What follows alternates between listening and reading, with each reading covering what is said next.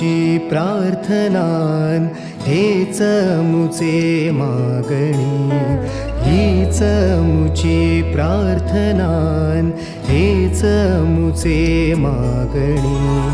माणसाने माणसाशी माणसासम वागणे,